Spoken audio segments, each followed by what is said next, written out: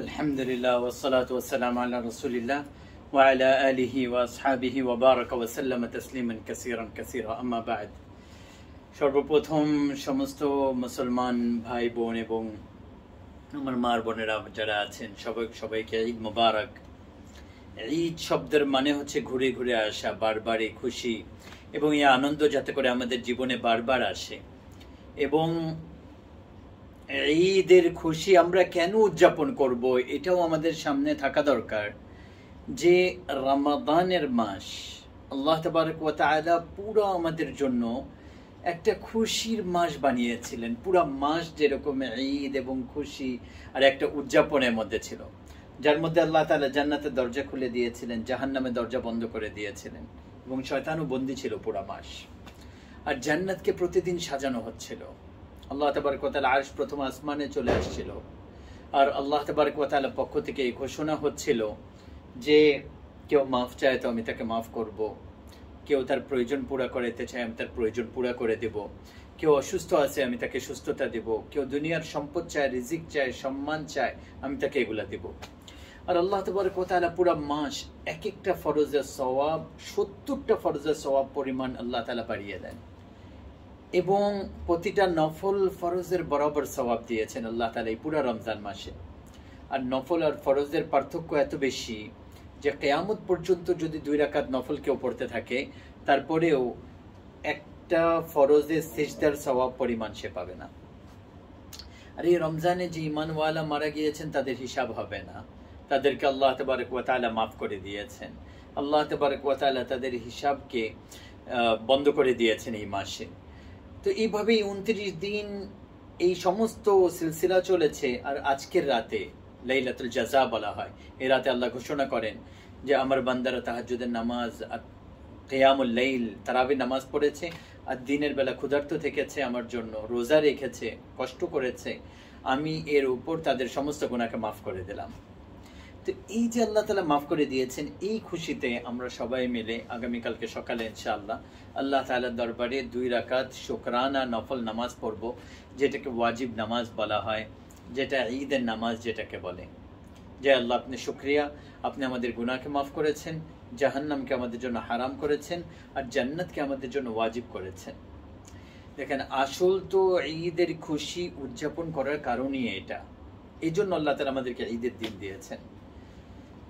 রাসূলুল্লাহ সাল্লাল্লাহু আলাইহি ওয়াসাল্লামের জামানায় ঈদের খুশি আল্লাহর রাসূল সাহাবাদেরকে সহ পরিবার পরিজনকে নিয়ে এভাবে করতেন।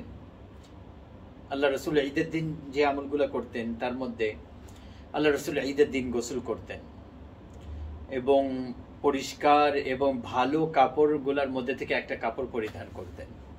আর ফজরের নামাজের পরে আল্লাহ রাসূল ঈদের দিন ইশরাকের নামাজ পড়তেন না, ঈদ উল ফিতরের। আর বাকি পুরা জীবন আল্লাহ রাসূল ফজরের পরে ইশরাকের নামাজ পড়তেন, কিন্তু এই দিন আল্লাহ রাসূল ইশরাকের নামাজ পড়তেন না। আর গোসল করে অল্প কিছু খাওয়া দাওয়া করে, আর মিষ্টি বা খেজুর আল্লাহ রাসূলের কাছে বেশিরভাগ থাকতো, খেজুর খেয়ে আল্লাহ রাসূল ঈদগার ময়দানে যেতেন ঈদ উল ফিতরের দিন। আর প্রথমে নামাজ পড়াইতেন আর তারপরে খুতবা দিতেন, আগে নামাজ তারপরে খুতবা। আর যেই রাস্তা দিয়ে আল্লাহ রাসূল ঈদগাহে আসতেন ওই রাস্তা দিয়ে ফেরত যেতেন না, আরেকটা রাস্তা দিয়ে ঘরের দিকে ফেরত যেতেন। আর প্রতিমধ্যে আল্লাহ রাসূল বিভিন্ন উফুদ যেগুলো আসছে, সর্দাররা আসছে, জামাত আসছে, তাদের সাথে মোলাকাত করতেন, দেখা করতেন। আর কোনো কোনো জায়গায় তার মধ্যে খাওয়া দাওয়ার ব্যবস্থা হতো, তো ওই জায়গায় আল্লাহ রাসূল খাওয়া দাওয়া করতেন। তো আল্লাহ রাসূলের ঈদের দিন এরকম ভাবে খাওয়া দাওয়া, মোলাকাত করা, আর ভালো কাপড় পরিধান করা, আতর লাগানো, সবার সাথে খুশির সাথে দেখা করা, এটা ঈদ উল ফিতরে আল্লাহ রাসূলের এই মামুল ছিল, আল্লাহ রাসূলের নিয়ম ছিল। একটা কথা আমি এই রাতে বলতে চাই, ঈদের রাত, আজকে যে রাত, চাঁদ রাত বলি, হাদিসের ভাষায় এই রাতকে লাইলাতুল জাযা বলা হয়, যে বদলার রাত। তো এই রাতে ওই যে রমজানের প্রথম দিন আল্লাহ তাআলা শয়তানকে বন্ধ করছিলেন, আজকে যখন চাঁদ বের হয়েছে তো এর সাথে শয়তানও বের হয়ে আসছে। হ্যাঁ, তো শয়তান এরকম আক্রমণ করে যে আমাদেরকে গুনার মধ্যে ডুবিয়ে দেয়, আবার পুরা মাসের সমস্ত আমলগুলাকে সে বরবাদ করে দেওয়ার চেষ্টা করে। এই জন্য আজকের এই রাত হেফাজতের রাত। এই রাতে গান বাজনা বেপরদেগির দিকে না যাই, পুরো মাসের আমল নষ্ট করে দেওয়ার চেষ্টা করে। আর যে আল্লাহ তাআলা গুনার মাফ করবেন সকালবেলা ঘোষণা করবেন, তো তার আগে শয়তান চেষ্টা করে আমাদের গুনাহকে নষ্ট করে দেওয়ার, আমাদের গুনাহ না আমলগুলোকে নষ্ট করে গুনাহ বাড়িয়ে দেওয়ার। এই জন্য এই রাতকে হেফাজত করি, আমল বাড়ায় দেই।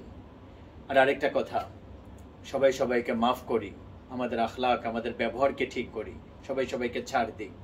আজকের এই দিনে আল্লাহ তাআলার কাছ থেকে মাফ চাওয়া, যাদের সাথে আমাদের খারাপ ব্যবহার হয়েছে, কারো হক নষ্ট করেছি, কেউ আমাদের কথার দ্বারা, হাতের দ্বারা, কাজের দ্বারা কষ্ট পেয়েছে, সবার কাছে আমরা মাফ চেয়ে নিই। বিশেষভাবে আমি আপনাদের সবার কাছে মাফ চাচ্ছি আজকের এই দিনে, এই রাতে। আমার কথার দ্বারা, আমাদের পরিবারে কথার দ্বারা, কাজের দ্বারা যদি কেউ কষ্ট পেয়ে থাকেন, আমাদেরকে মাফ করবেন। আল্লাহ তাআলা অবশ্যই আপনাকে উত্তম বদলা দান করবেন, এবং আল্লাহ তাআলা আমাকেও মাফ করেন, আপনাদেরকেও মাফ করেন। আল্লাহ তাআলা আমাদেরকে এই ঈদকে যেভাবে আল্লাহ তার রাসূল চান সেইভাবে উদযাপন করার তৌফিক দান করেন। ওয়া আখিরু দাওয়ানা আলহামদুলিল্লাহি রাব্বিল আলামিন। জাযাকাল্লাহ।